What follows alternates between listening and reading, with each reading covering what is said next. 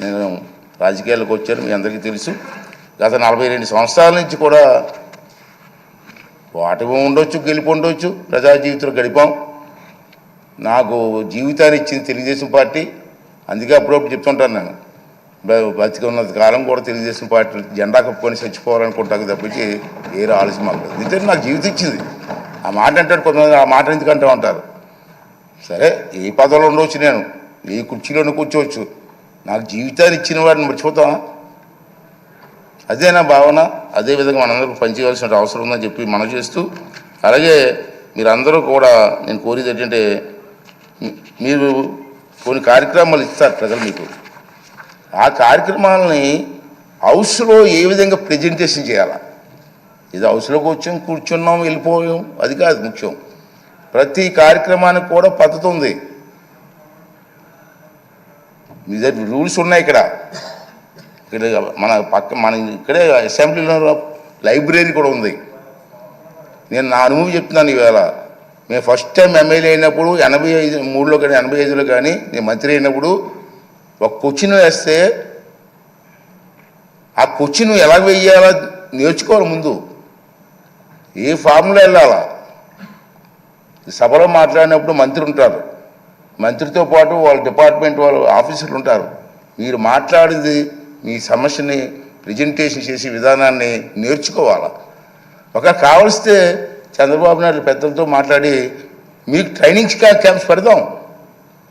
ఇంతకుముందు హైదరాబాద్లో బాబు గారి టైంలో, సార్ మీకు గుర్తుందో లేదు కానీ, ఒక 4-5 రోజులు మాకు ట్రైనింగ్ ఇచ్చారు. ఎన్టీ రామారావు గారు అయితే అక్కడ గండిపేటలో 9 రోజులు ట్రైనింగ్ ఇచ్చారు మాకు. 9 రోజులు అక్కడే ఉన్నాం.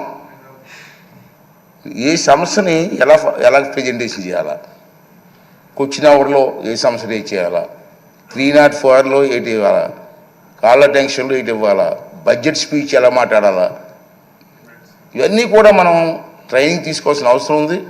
మనం ఏ సిగ్గుపడవలసిన లేదు. ప్రజా సమస్య నేర్చుకోవడం తప్పు లేదు. అంచేది మీ అందరినీ కోరేది ఏంటంటే, మీరు తప్పనిసరిగా టైం తీసుకొని, సీనియర్స్ కూడా ఉన్నారు, సీనియర్స్తో కూడా మాట్లాడి మీ ప్రెజెంటేషన్ బాగా చేసి ఈ రాష్ట్ర భవిష్యత్తుతో పాటు మీ నియోజకవర్గ భవిష్యత్తును కూడా మరి ముందుకు తీసుకెళ్ళడం కోసం మీరు ప్రయత్నం చేయవలసిన అవసరం ఉంది. ఇంచేత మిమ్మల్ని టీవీలో సభలో మనమే ఉన్నాం, మన చూడడానికి కొన్ని లక్షల మంది కూర్చున్నారు బయటని. ప్రతిరోజు మనల్ని అబ్జర్వ్ చేస్తున్నారు.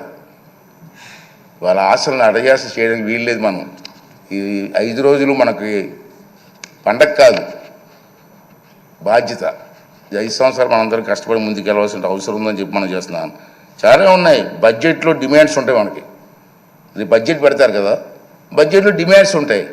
మీకు ఇంట్రెస్ట్ అయిన డిమాండ్స్ మీద మాట్లాడండి, ట్రైనింగ్ అవ్వండి. కావాలంటే మా ఈ సభాపతి కార్యాలయంలో కొంతమంది ఉంటారు, ఆఫీసులు ఉంటారు, వాళ్ళ దగ్గర కొంచెం నేర్చుకుందాం, ట్రైనింగ్ ఇద్దాం. అన్నీ చేసి మనకు కార్యక్రమం విజయవంతం చేయవలసినటువంటి అవసరం ఉందని చెప్పి నేనైతే భావిస్తున్నాను. అలాగే మీ అందరినీ కోరేది ఏంటంటే, చంద్రబాబు నాయుడు గారు, మన పవన్ కళ్యాణ్ గారు, బీజేపీ నాయకులు ఉమ్మడిగా మనం వెళ్తున్నాం. మన మీద చాలా బాధ్యత ఉందని ఇంతకే చెప్పాను. ఆ సమస్యలు ఏ విధంగా చర్చించారు? బుచ్చి చౌదరి గారు లాంటి పెద్దలు ఉన్నారు, చాలామంది అనుభవం ఉన్నటువంటి వ్యక్తులు ఉన్నారు, గతంలో మంత్రులు చేసిన వ్యక్తులు ఉన్నారు, చంద్రబాబు నాయుడికి అపారమైనటువంటి అనుభవం ఉన్న వ్యక్తులు ఉన్నారు. ఈ అందరినీ కలిసి మన బాధ్యత. నా ఉద్దేశం ఒకటే, నేను ఒకటే నిర్ణయం తీసుకున్నాను. స్పీకర్ తక్కువగా మాట్లాడాలా, సభ్యులు ఎక్కువగా మాట్లాడాలా, ఆ అవకాశం నేను కల్పిస్తాను. అది బాధ్యత. కానీ మీరు కూడా ట్రై చేయండి, సభ్యుల మీద మాట్లాడండి, ఈ సభకు గౌరవం తీసుకురండి. ఈ 16వ శాసనసభకు ఒక మంచి గుర్తింపు వచ్చేలాగా, గౌరవం వచ్చేలాగా మీ అందరూ కూడా సహకారం అందించాలని చెప్పి ఈ సందర్భం మనం చేస్తూ, అలాగే ముందే చెప్పాను తక్కువ మాట్లాడితే మంచిదని స్పీకరు. అయితే ఈ 4 మాటలు మీకు చెప్పి రేపు సభలో మీరు అందరూ కూడా సహకరించండి. అందరికీ ఇద్దాం. ఒకేసారి టైం లేదు, ఇవాళ టైం లేదు కాబట్టి ఇవ్వలేకపోయాను. కానీ తప్పనిసరిగా అందరికీ సమయం ఇచ్చి మీ తాలూకు మాటలను రికార్డు కూడా అవుతుంది కాబట్టి అందరూ కూడా ముందుకు వచ్చి మన రాష్ట్రాన్ని కాపాడడం కోసం, రాష్ట్రాన్ని అభివృద్ధి చేయడం కోసం మన అందరం కూడా కష్టపడి పనిచేద్దామని చెప్పి మనవి చేస్తూ, మరి మొన్న ఎన్నికల్లో ప్రజలందరూ కూడా మనకి ఉన్నతమైన బాధ్యత చెప్పారు కాబట్టి ఈ సభాముఖంగా మీ ద్వారా మనందరం కలిసి మనకు ఓట్లు వేసి గెలిపించి ఈ అవకాశం కల్పించినటువంటి ప్రజలందరికీ కూడా మరొక్కసారి నా ధన్యవాదాలు, నమస్కారాలు తెలియజేస్తూ, మరి the house is adjourned is died with the constant of the house. Next date ఉంది with the permission of the chair. Okay అండి.